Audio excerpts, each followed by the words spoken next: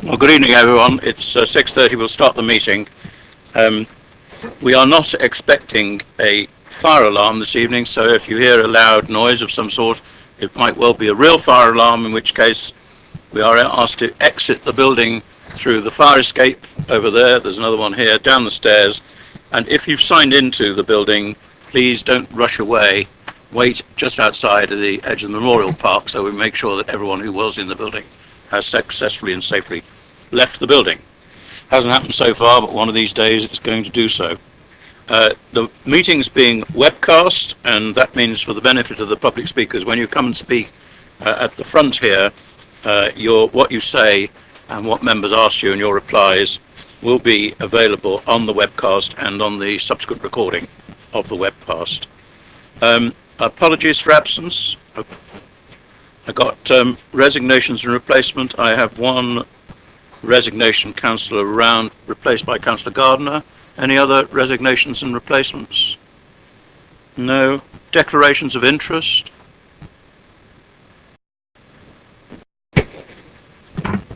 On item number, what is it, two, the Borkhurst one.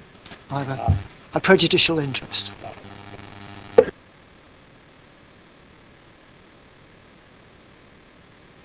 Thank you very much. No urgent items or announcements.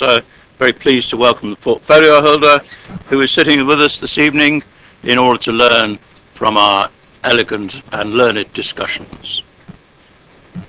And not meant to laugh, no. The minutes of the previous meeting. Does anyone have any amendments or alterations, or do I have your agreement to sign the minutes? Agreed. What's the date today? 13.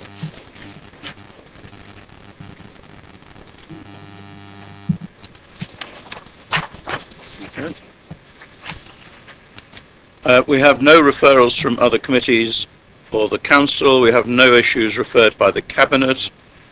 So we move on to the planning applications. The benefit of members of the public who are here may or may not wish to speak to us. I'll explain the process when we get there. What will happen is that the officers will now present the first application, which is number 1, Blacklands Farm, and there is no public speaking on that as far as I'm aware, in which case we'll ask the officers to present the paper. Thank you, Chair. As members may remember, this matter relates to an application for a certificate of lawfulness for the continued use of land and building as an engineering workshop at Blacklands Farm. Like I say, you may remember this was deferred at December's committee. This was to allow the applicant more time to supply evidence regarding the use of the land and building during the 10 years preceding the application, that being the 10-year period being October 2002 to October 2012. Since the committee date in December, the applicant has provided a lot more information concerning the use. This is set out in my report, and there is in fact no further update. But just for your information, this includes more precise detail concerning the activities taking place to substantiate the use as an engineering workshop, more precise information concerning the frequency of use, and this was shown by way of additional letters from the applicant, bookkeeper, customers, as well as invoices and payroll information and various other company records that they held. Overall, I've reviewed and considered and balanced all of the information that's been presented before me, and I've concluded that the applicant's evidence is now sufficiently precise and unambiguous to show on the balance of probabilities that the building and land has been used for a continuous period of 10 years. Based on the above, it is recommended, based on what I've said rather, it is recommended that the certificate should be granted. However, I would make a recommendation that the certificate is amended as per the first page of my report to accurately reflect the hours of use that's been presented by the applicant, those being 7:30 a.m. to 4:30 p.m. Monday to Saturday, excluding bank holidays. Thank you. Members will recall that we had quite a detailed and I thought very constructive discussion about this when it came before us. We were sympathetic to the applicant who had clearly not fully understood what was required, and unless somebody wants to have a debate about it, I propose to move from the chair that we agree the officer's recommendation. Thank you. Seconded and approved. Saying thank you. Well, yeah, well, all right. Those in favour of approval? Anyone against? Thank you. That's approved. We move on to item 2, and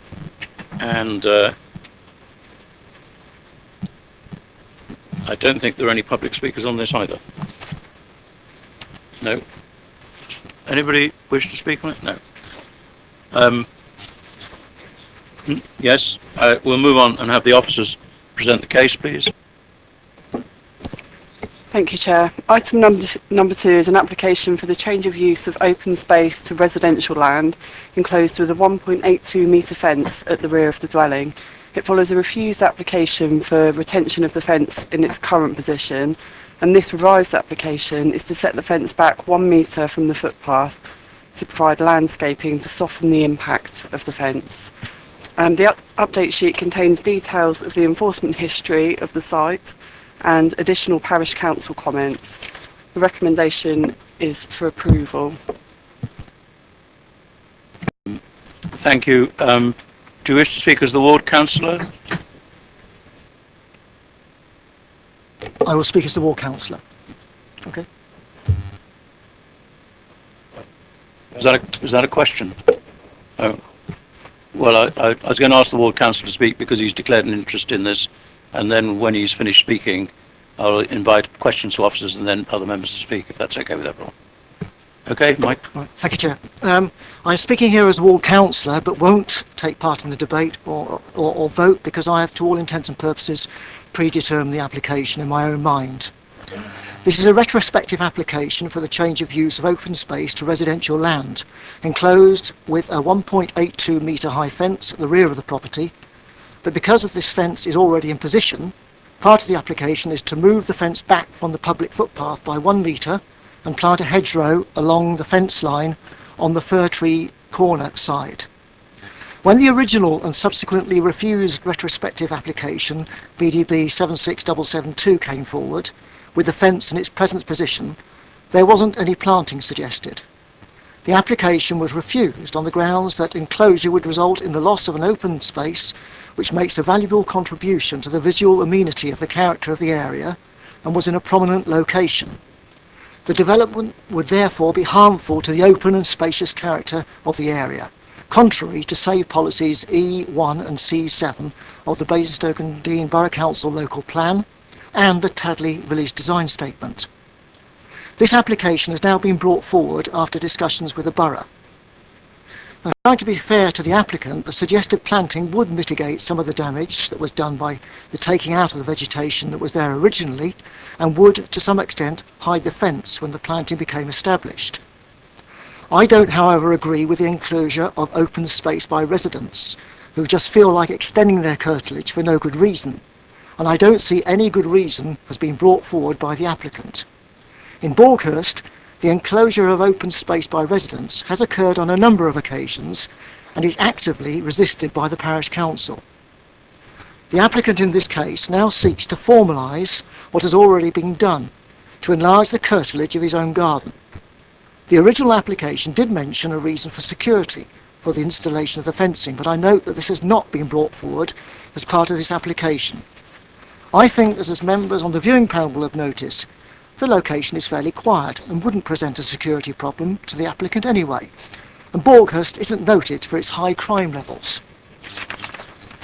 This application seeks to establish a fence line that will be stepped out considerably from number 22 next door, even with the moving back of the fence by 1 metre. The application also suggests a planting scheme to soften the view from Fir Tree Corner. I would say that there was a softening of the original fence, but then the applicant removed it. Likewise, from the applicant's point of view, looking towards Fir Tree Corner, from his house, the trees that have been growing at the bottom of his garden, he cut down. Now he has a view of a fence. The proposed planting scheme on Fir Tree Corner would make the gate in the fence, an overly large gate in my opinion, somewhat superfluous.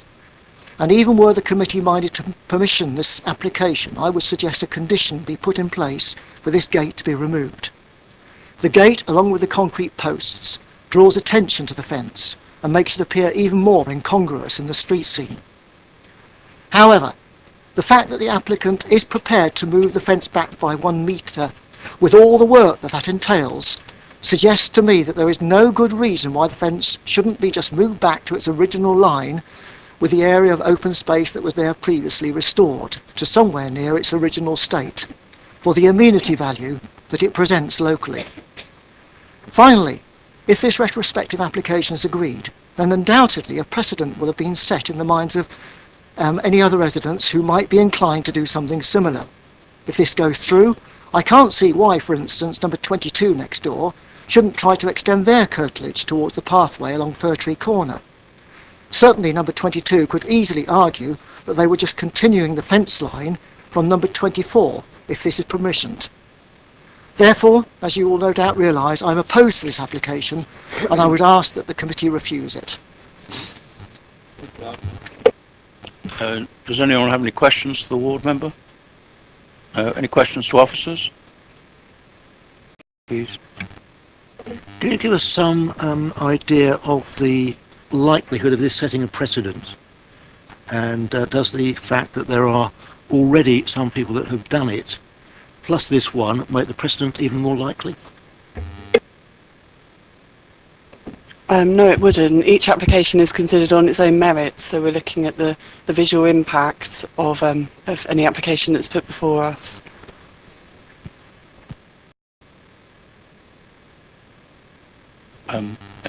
Members wish to speak? Site visit, those who attended? Councillor Lee. Well, I'm against it because it's going to set a dangerous precedence for Tadley, because these estates were built open planned at the front, most of them, all of them. I was just trying to quickly think how many houses we're talking about. With Tadley and Borkhurst, I think probably in the near 700 houses of AWE estates. I'm not going to say that's gospel by any means, but I think it's going to have a definite precedence within all of the AWE estates, both Tadley and Borkhurst. And who's to say it's going to stop with just moving right up to the border? Moving out a bit, it's going to go right to the borders.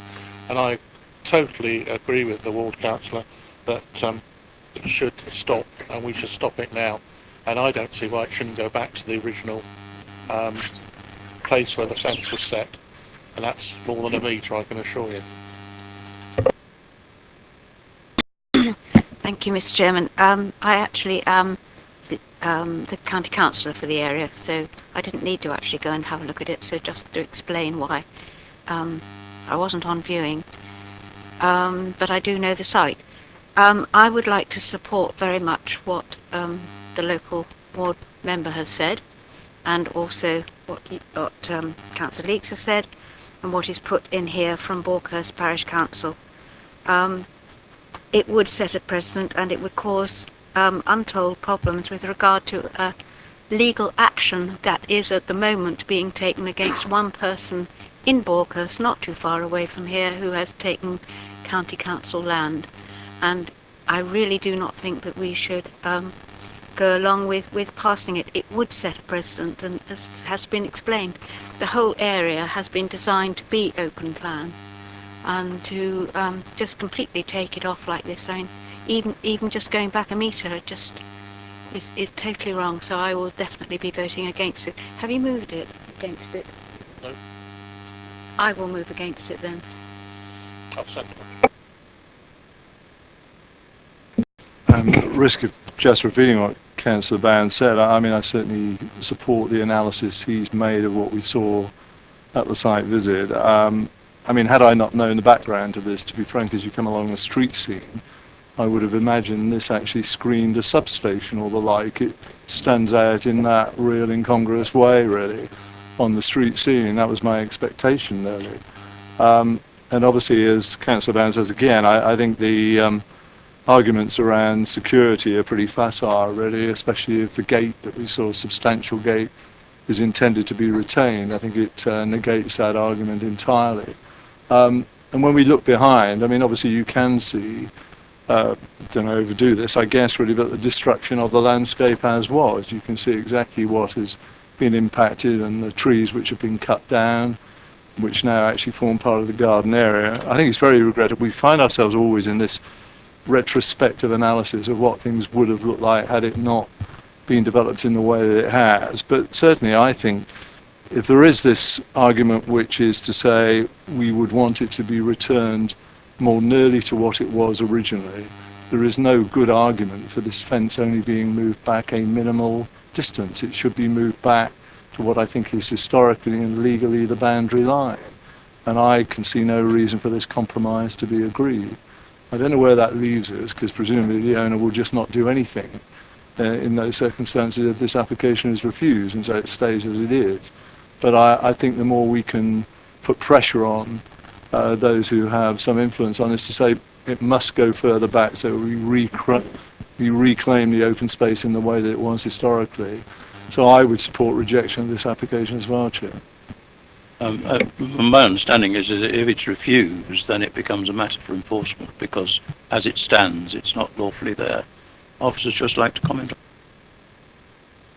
Chair, if the application was refused in its current form, we would also seek committee's approval to then follow on with the enforcement action against what is currently there, which I appreciate is different to what's in the application, but one would assume if refusal on this application that effectively you're passing judgment on what is there as well as being inappropriate. In those terms, we would be normally seeking action to be taken within 3 months. We can't insist upon replanting within the enforcement notice, but we could insist upon the land being restored to effectively a clean condition, which would most likely be seeding of some sort. Any other speakers? Sorry, Thank you, Chair. Once again, this highlighted the value of viewing, because prior to viewing, I would have probably agreed and allowed it, but when I saw it, I thought, what a mess. It destroyed the whole environment. And something else which we could fall foul of is that too often we have the utilities, gas, electric, drainage, quite often is in the natural line. But have you go into encroach into open space, you don't know what damage you're doing, whether that would still allow these utility companies to have access if indeed the connection point is inside that. So I've no hesitation in saying I would support the ward councillors, and we should refuse it and take enforcement action. Ron? Just briefly, many of our residents in rural areas were encouraged by this council to put a lot of effort into defining village design statements. And time again we get applications before this committee which pay no regard whatsoever to these village design statements. And when they were drawn up, they didn't know about these applications. They were drawn up objectively and supported by a large number of people. And we should be seen to be putting our weight behind the village design statements to keep the villages the way that people want to see their village. And to move from open space to those concrete posts, well, I mean, it's no contest, is it? So, yes, I think we ought to vote for refusal and swiftly move to enforcement. I suspect there's a consensus view. I'll ask for a vote on. It's been proposed and seconded for refusal, and we. We can't. We're voting on this application. We can then make comments that we would expect, what we'd expect to happen. I don't think we can simply say that this application is refused, and we can comment that the committee would like to see enforcement against what is existing there. What's existing there isn't being planned. There's no plan. We had a planning application already refused that. Chairman, I'm saying though, not to move it back a metre or 3 feet. I'm saying it needs to go back to its original place, which was a complete. If you look to the left, I don't know if that's where just behind that tree is a fence, and that's the original. There are lots and lots of people on those AWE estates that own pieces of land that cannot be fenced in and shouldn't be fenced in. because you're then causing them to be not open plan, you're causing it to be all sorts, and that's where it should go back to. Not where a metre or whatever, I think it should go back, and that's what I would propose in our motion. I don't know whether the chair...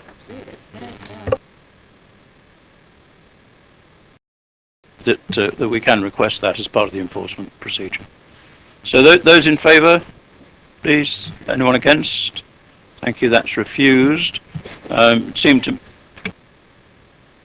Sorry, in the refusal, can we make sure that the fact that the Borkhurst and Wolverton Village design statement is actually mentioned? Because what really concerns me is under the reasons for approval, they've actually put it in there.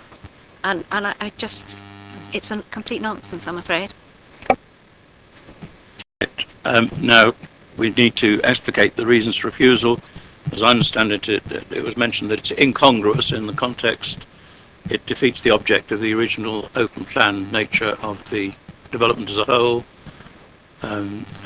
It adversely affects the street scene. It's in conflict with the village design statement without any good reason for it not to conform to the village design statement.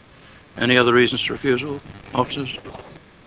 And that the committee asks that in following up with enforcement, the land should be restored to the original line as shown in the picture here and in the immediate next dwelling, so as to make it clear that the expectation of residents is that they retain the existing nature of the development. Yes, Councillor. I think Councillor Bound, as opposed to Round, did mention some E numbers, didn't you? Which was it, 1 and 6? Or He said E1 and D7. D7, was it? Sorry, I thought he was such an expert in it. I thought he ought to be quoted. I tend to leave the E numbers to the officers, but E1 and E6, I'm advised, are the appropriate references. C7. C7. Okay, anything else? Officers, please.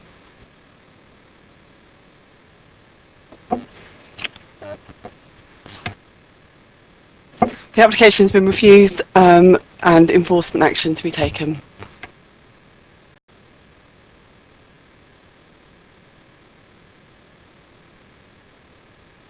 Item 3, Lovegrove Gardens, and I think we do have speakers on this item, or at least a speaker.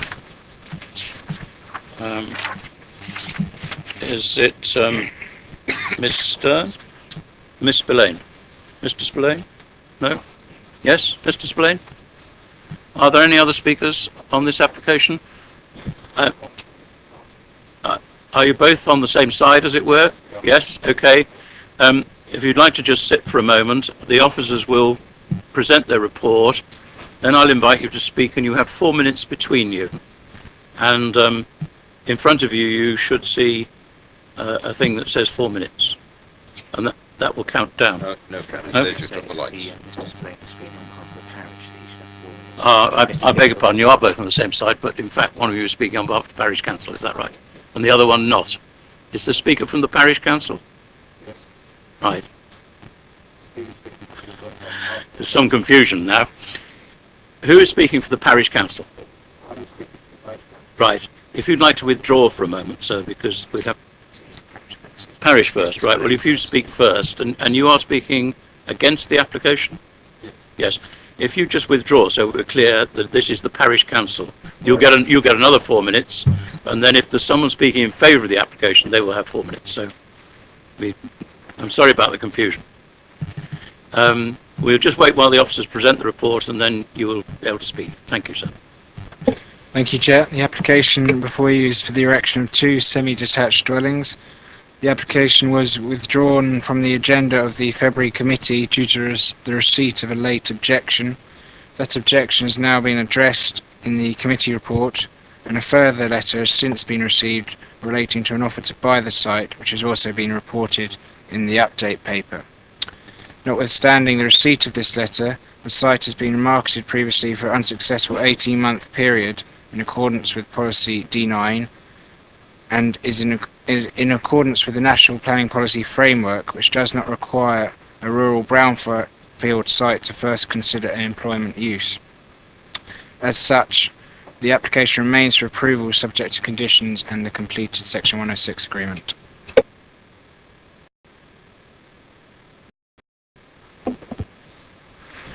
Good evening.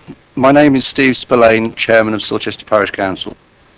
Silchester is a historic, vibrant, dynamic village, constantly adapting to modern requirements. We've just completed a £10,000 refurbishment of the playground, and this year we are redeveloping the pavilion and sports field with a £70,000 grant from Sport England. With the support from the Borough, the County and fundraising, we are spending £150,000 modernising the village hall. In addition, we spend £20,000 a year under a higher level stewardship agreement with DEFRA on Silchester Common. The Parish Council also owns a herd of Dexter cattle to graze the common, helping to maintain its status as a SSI heathland. Employment. The Parish Council asks you to refuse this application and retain the existing approved application for 2 work-live units, which was part of the conditions for the 2 residential properties on the site. The area of the application, historically the traditional commercial centre of the village and the location of the forge, the garage and the post office. We have already witnessed the demise of the Romans Hotel, which used to provide many jobs in the village, into a gated enclave of part-time residents spending most of their time abroad who add little to either the community or economy of the village. Just by discussing the application locally, 13 residents objected to the scheme, centering on the need for work-live units, particularly for sons and daughters still living at home. We have many enterprises in the village and all place demand on commercial premises, with many having to move to an urban area for the space they require. Neither the Parish Council or any of the residents have seen or heard of the marketing claimed by the applicant. Purely at the local level, the applicant has not discussed or used any of the extensive village networks, such as the Parish Magazine, the Residents Association, etc. The applicant must demonstrate that all avenues have been properly and extensively explored before any claims of lack of demand can be considered credible. We do not believe this is the case. The comments and objections from the Parish Council and 13 residents who have extensive knowledge of the site and the village have been listed in the officer's report, but they have not been taken into account and not been answered. The economic and political situation. The world has changed since 2009 assumptions in the planning application, and it is recognised in Basingstoke that the future growth of the economy will be based not on the historical reliance on large shrinking corporates, but with the SME sector. These small businesses, typically started by young people, will be the growth engine which generate the wealth needed to support the ageing population. For example, myself and looking around some members of the committee. The National Planning Policy Framework issued by DCLG in March 2012 states to support the sustainable growth and expansion of all types of businesses and enterprise in rural areas, both through conversion of existing buildings and well-designed new buildings. In summary, we want our village to remain vibrant, with opportunity for all ages, protect the diversity of the village for future generations, and recognise that the residents of the village will have to live with the decisions made today for many years to come. We ask you to refuse this application. Thank you, sir. You're well within your 4 minutes, which is always welcome. Could you press the big black button again, turn the mic off, while I ask, do members have any questions for the Parish Council? No, 3. Well, we'll start work down. Okay, Diane. Thank you very much. I appreciate your ideal of wanting to keep this as an employment site. But do you know of any definite cases in which there are young people queuing up to occupy one of these as a live-work unit? Yeah, we have an example of one young man whose company does thermal colour imaging, who started his own business about 12 months ago now, and he's just taken a Regis unit on Chinham Park in order to continue with his business, and he would be ideally suited for this type of location. And that's just one example.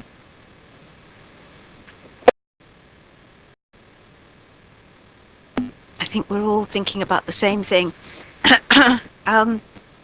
You mentioned young people in this one particular one, Steve.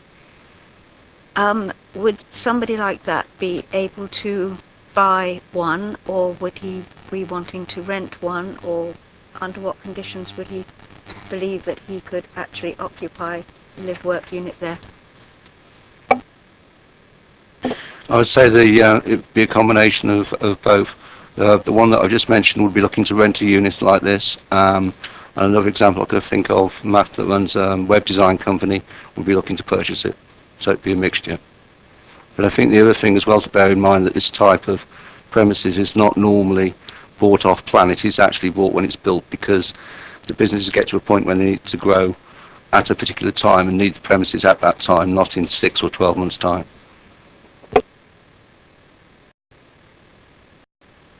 Thank you, Mr. Chairman. Mr. Spillane, these sites are being originally proposed as work-live units.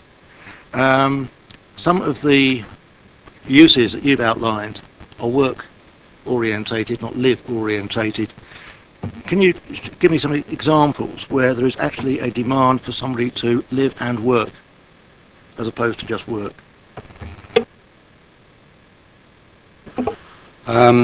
The one specific I can think of at the moment is a dressmaker and dress designer that is currently working out of her parents' house. That would want to use it as a work-live unit, and that would be one example. But also for the workspaces, also the need for shops and retail units, and they could quite easily be converted into shops or hairdressing salons and that type of thing. No other questions. Thank you very much, sir. And I'd ask, it's not clear what's the name of the other person who would speak. I've got several names here. If you're an objector to the application, if you could come forward and announce who you are. I'm sorry about this.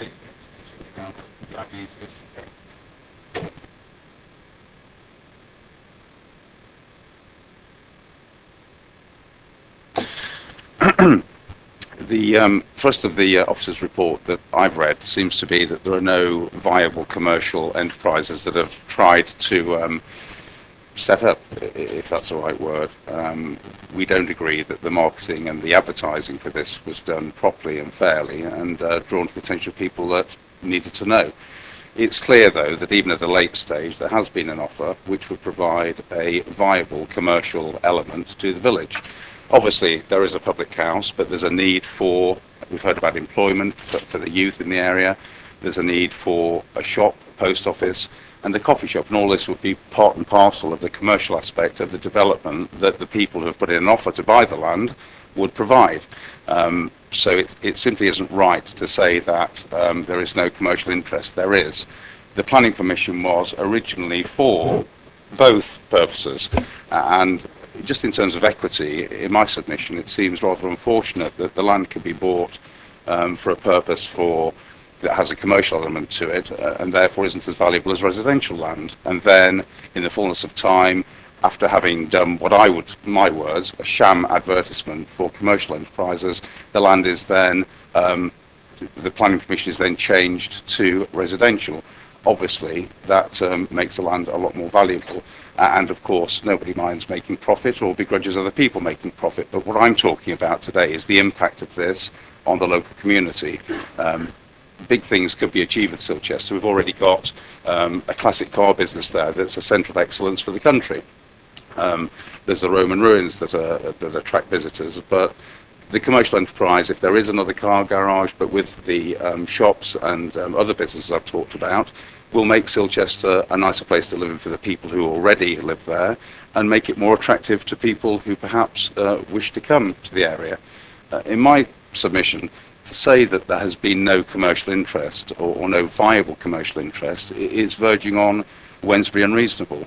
As you're all aware of that case, what needs to be done is that relevant factors need to be taken into consideration rather than irrelevant ones. To pass this application, in my submission, would be Wednesbury unreasonable. Of course, we all know there's no right of appeal for people who object to these schemes, and therefore the only avenue open left to people who want to commercially invest in this village and its infrastructure for the benefit of its people, the only avenue open for redress is one of judicial review, which is an avenue nobody particularly wants to go down. It's terribly expensive, but there it is. If there's no right of appeal, that's all that one's left with. So in brief, I don't accept, we do not accept that the development has been advertised to a degree where people can put in viable bids. But even if you're not with me on that point, the simple fact is that you have 1 minute, sir. Yes, thanks. The simple fact is that late or not, there is a firm offer to buy that land. You have a copy, Mr. Chairman. You've referred to that already, so you are aware of it. I don't intend to take up any more of your time other than to say in my submission it should be refused for the reasons I've outlined.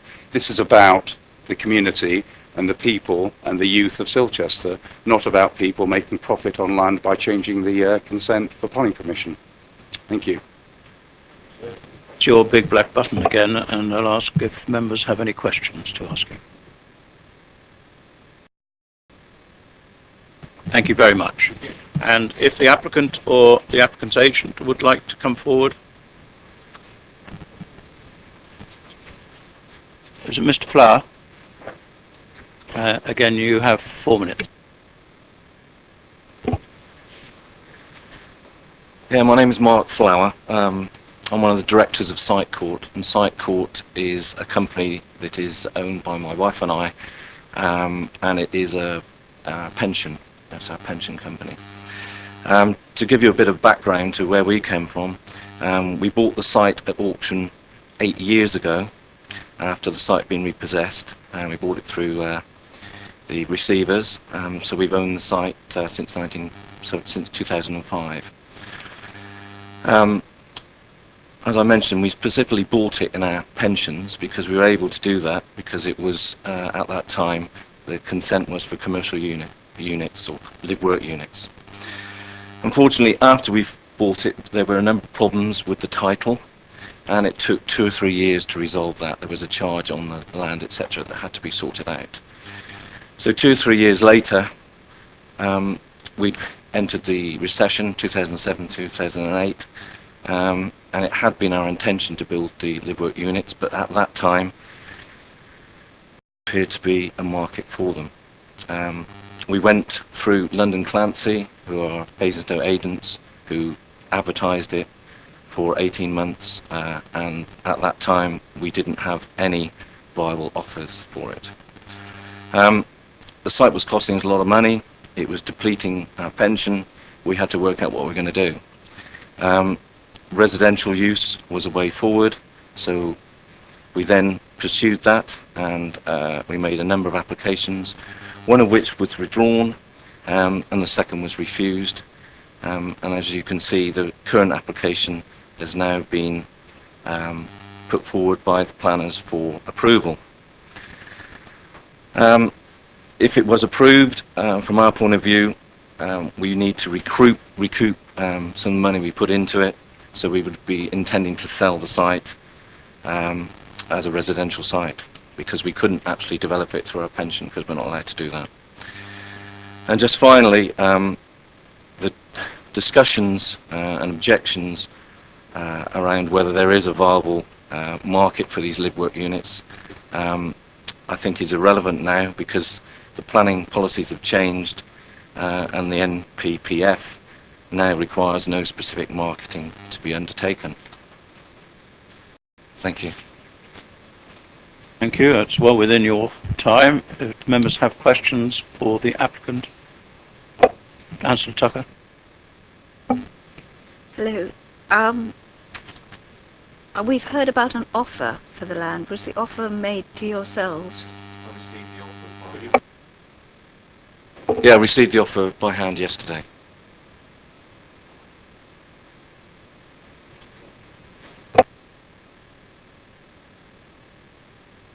Thank you, Chair. You mentioned that you, when you previously attempted to market it, you hadn't had any viable offers, but does that mean you did have some offers, but not any offers which you considered reasonable enough? No, we didn't have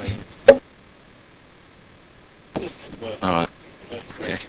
Somebody's put it down. No, we didn't have any actual physical offers. It was, I mentioned, through London Clancy. There was some expressions of interest, but actually no offers whatsoever.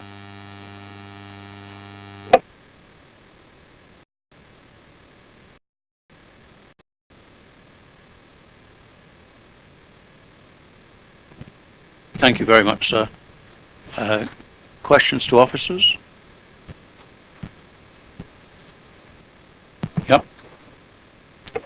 The change in national policy, what relevance does that have to the application as it stands? In May 2012, the National Planning Policy Framework was introduced, superseding the previous planning policy statements. Within that, there's a paragraph relating to the reuse of brownfield sites. Previously, in the former planning policy statements, there was a requirement to first consider a employment use before any other alternate use. So that essentially required the marketing of a site to demonstrate there's no demand for an employment use before you then can consider a residential use. In the National Planning Policy Framework, that isn't in the text. So there wouldn't be a requirement to first consider employment, and therefore there would no longer be a requirement to market the site.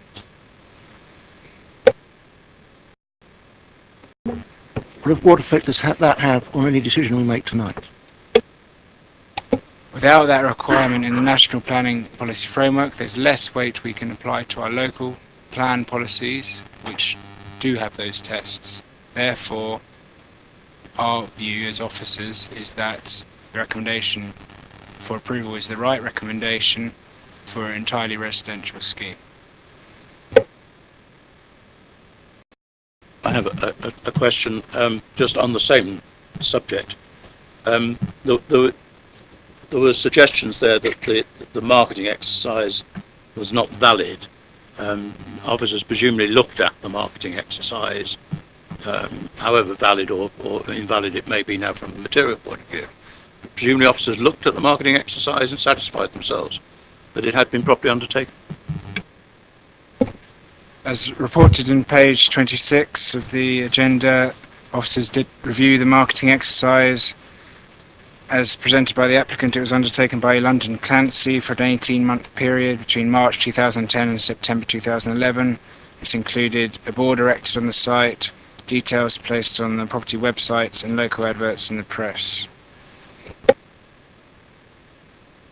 My other question was that there was reference by the speakers who objected to it that ideas such as a coffee shop, and there were one or two other things mentioned, which are, I'm just trying to understand whether they fit within the characterisation of live-work units, or I mean, because that sounds like retail. Does live-work units comprehend, if that's the right word, retail type applications, or whatever type of applications we're talking about? Work would normally be a B1 use, so use compatible with a residential space above. Usually the work could be the ground floor, occupying part of the ground floor only, so it would be probably uncommon to have an entire shop, if that was what was being inferred, to occupy a whole ground floor space.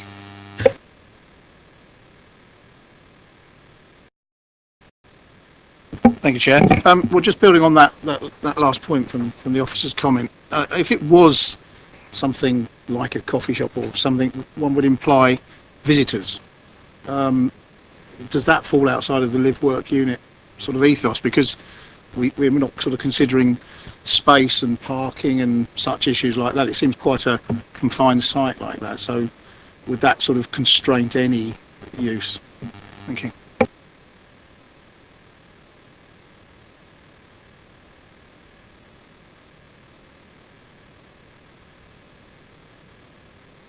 As I said, live work would normally be B1, so that a shop or a coffee shop would take it outside of that definition.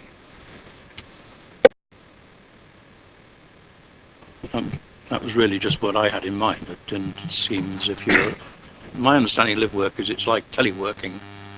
You could do some craft work or something which is internal to the site, but you wouldn't have a stream of visitors. You wouldn't have a big advertising placard saying, come and have coffee. I mean, that would need a planning application itself. Just testing whether what we heard was... Yeah, in the same vein, a town centre shop with a residential flat above wouldn't be construed as live work. That's entirely different. Just as a matter of interest, could you tell us how common these live work units are around Basingstoke? I'm not sure I know of any that actually operate, where you've got some artisan living upstairs and making wood stuff downstairs? I know there's one that was given planning permission in my ward, and to the best of my knowledge, 4 or 5 years later, it's still not being used. How common are they, and are they well used? I wouldn't be able to provide any statistics, but certainly they have been common, particularly in rural areas. Do tend to be more like the kind of small workshops, sort of arts and crafts types of uses in there. Sometimes they're small office uses where it's got, if you like, a slightly more intensive use than someone just using a room within their house as an office. It might have a couple of people working there, for example, but it's still the lesser part of the overall unit. Ward members wish to speak as ward members? Thank you, Mr. Chairman. Having listened to Mr. Spillane giving us the parish council view and the history of the site, there was certainly always an intention that some commercial use would be retained on the site. And that is very much consistent with our own local plan. And I am reluctant to see the opportunity disappear from the villages, because there are very few sites elsewhere in the village where anything like this could be done. So I would certainly support the request for refusal, and that this site should be further, I would recommend that this site be further marketed within the village to look at those industries which are currently there and those applicants that would actually be prepared to use these sites. But I think they are there.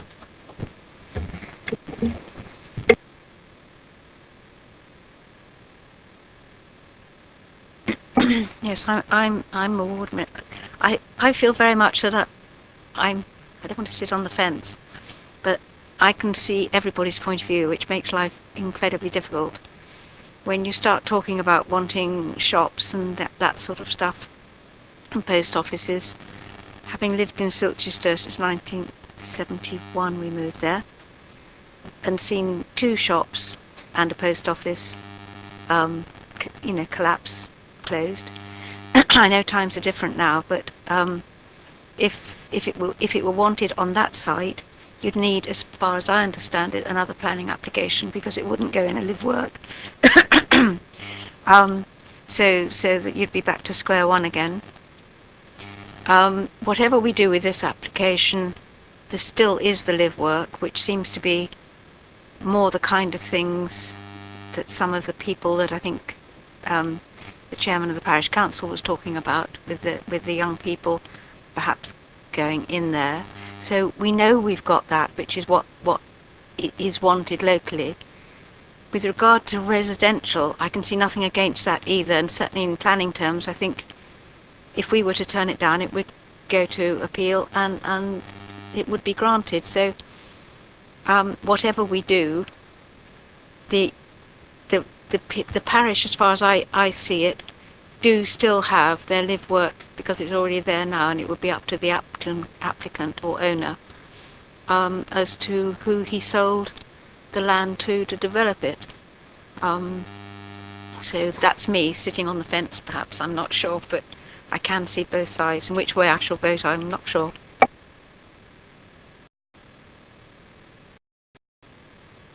I'd pick up the point that Councillor Tugger mentioned. It seems to me, reading the papers, that the issue with the present planning consent is that you've got the planning consent, but somebody has to be prepared to invest in building the development, and they will invest in building the development if they believe there's a market for it that turns the profit. They need to recover the cost of the land and the cost of development and profit, and the present owner isn't in that mode because he doesn't believe the outcome will be satisfactory.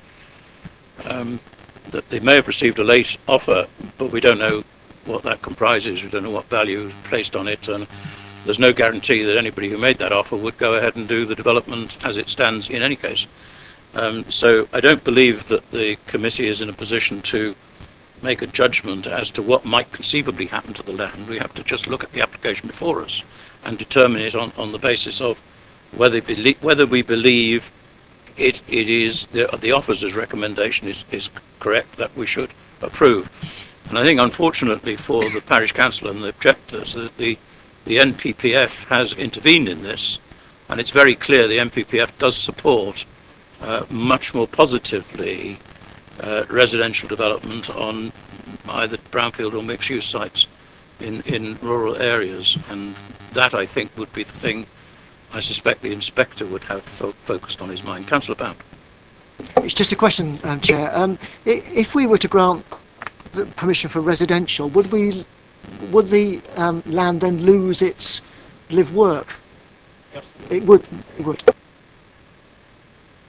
Well, the proposal is for the land to be developed for residential purposes, as per the application. Of course, anybody who buys a house can work in it. I mean, I've worked in my house doing lots of different things over many years. We've done bed and breakfast. I work at home. My wife works at home. Has done all sorts of things there as well. So live-work units simply mean that the buildings are specifically designed so that work can be carried on, and you could have someone other than the owner coming in and working there, as well as the owner and occupier. But the place is integrated. My understanding of what sort of live-work unit means, it is subtly different from a house in which somebody chooses to do their carpentry or their dressmaking or whatever, and whether it fetches a higher price or a lower price, who knows?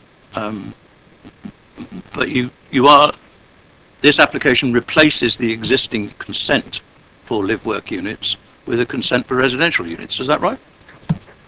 Or is this talking about building them as well? I may have totally misunderstood it. So if this was granted and implemented, then yes, that would supersede the previous permission, if it were implemented.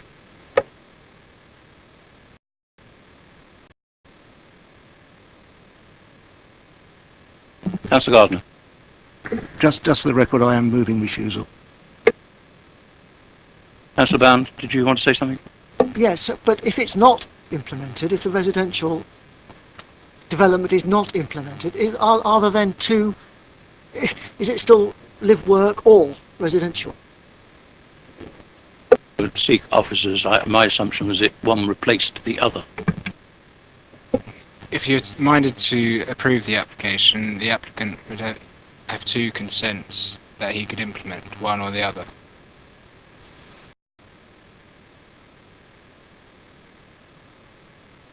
Sorry, I've just jumped off the fence, Mr. Chairman, and I think I have to think as a planner rather than somebody very much connected with Silchester, and I think we have to pass this, so I will move approval.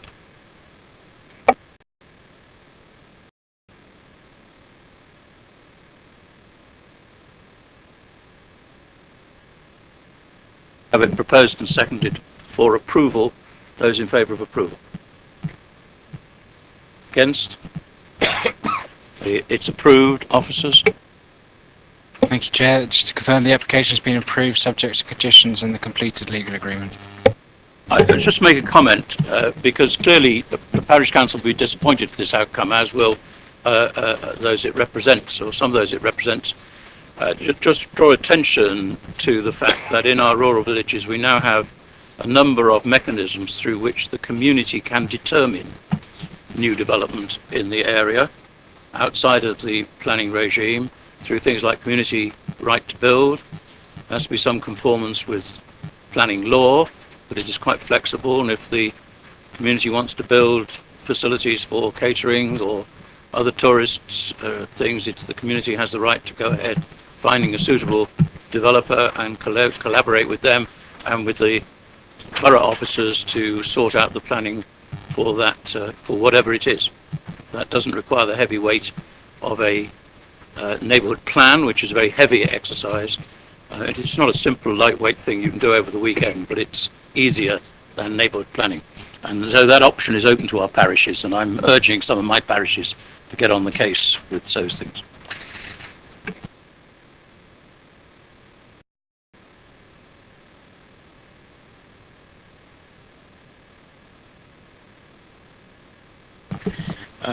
And I don't think I have any speakers.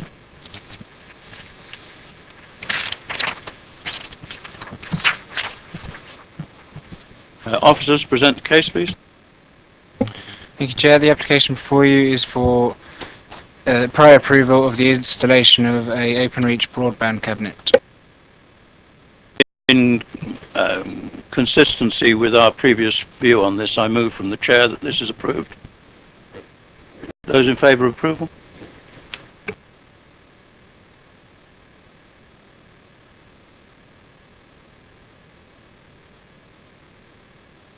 Thank you, Chair. The application is for the installation of 2 transmission dishes as well as other ancillary telecoms equipment at Castle Transmission at Cuttington Hill. The application is recommended for approval. They're very busy on this Hannington mast at the moment. It's our second one in the last month or so.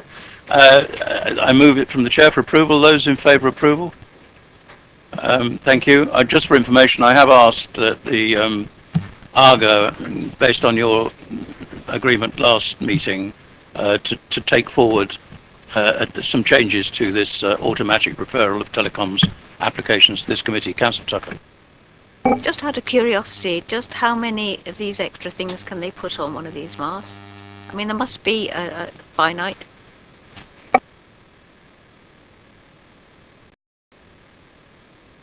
I don't think, fall on your house. as far as I'm aware, there's no limit as such, but it's not something that's we've come across, to be honest.